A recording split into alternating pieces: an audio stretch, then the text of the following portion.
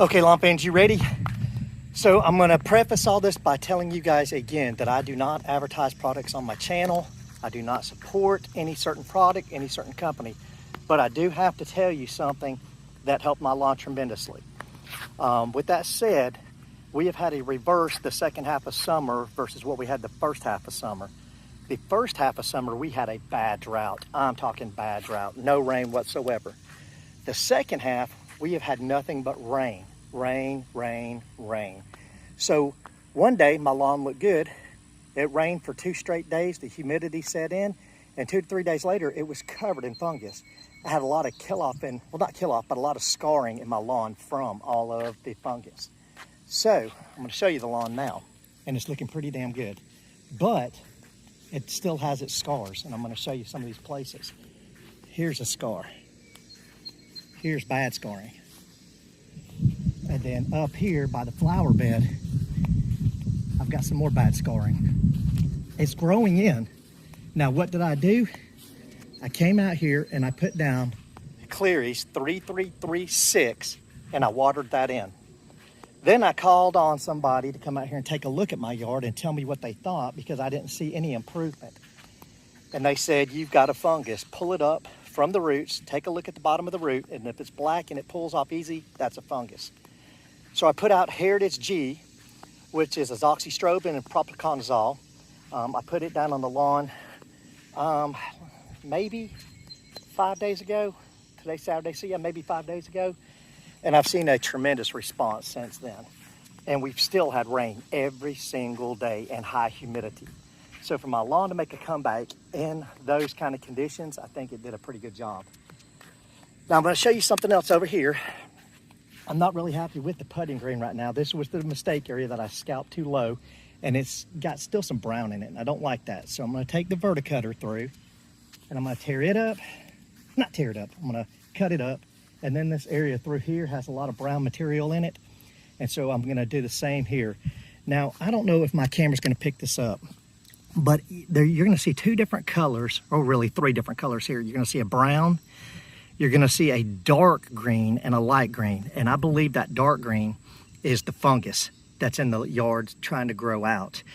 This is where I accidentally scalped. And take a look at that line right there. You can see the difference. It's a lighter, fresh color green and a darker color. So I'm going to run the verticutter through. For you, those of you that haven't watched the video before, let's take a look at what the verticutter is. You see these tines?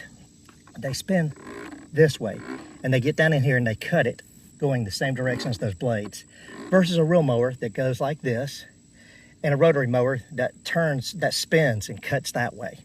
So this will get in here and it'll cut all this dead material out, and then I'll come back through with the with the real mower, and pick all this trash up like that.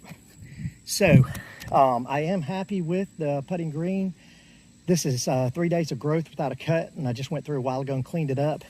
I'm going to take it down a notch, get it a close cut, but then over there I'm just going to go through with the verticutter and get it all cleaned up. That's it for right now. I'll be back.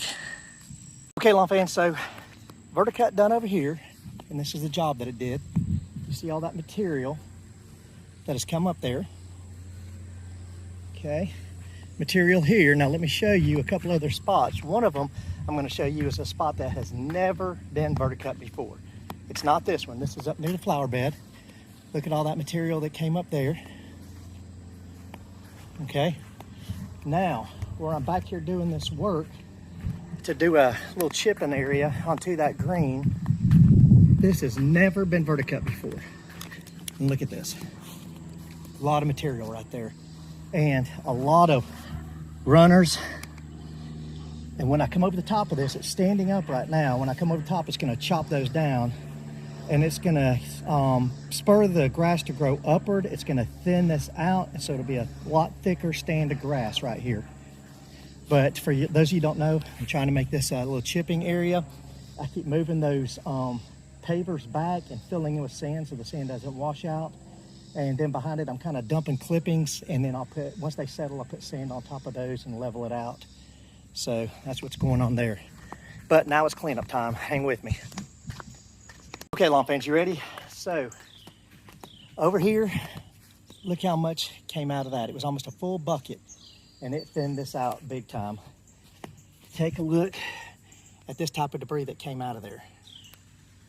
Okay, so I open this up. It's gonna breathe better, fill in a lot thicker, and be a nice area. Now I bit the bullet over here next to the flower bed. Bad fungus scarring there. So I verticut it, and then I took it down just this area. I'm not gonna scalp the whole lawn. I took this area down, and I'll give it time to recover, and it's gonna be all uniform and looking the same. So that's just biting a bullet. And then over here at the putting green area, where we had the two different colors of green, I verticut it down there. I verticut it down, and then I scalped it down. And so it's gonna come back in. It's gonna be the same color, this other green that we've got right here where I accidentally scalped. But then I also roughed up and verticut the inside of, or the outside of the putting green there. So again, that's to let the lawn breathe better, fill back in fuller, and in the long run, it'll be more beneficial for the look of the lawn and the grass itself. So that's it. That's all I got for you today. Fungus control, recovery, and then repairing. From me to Brian, out.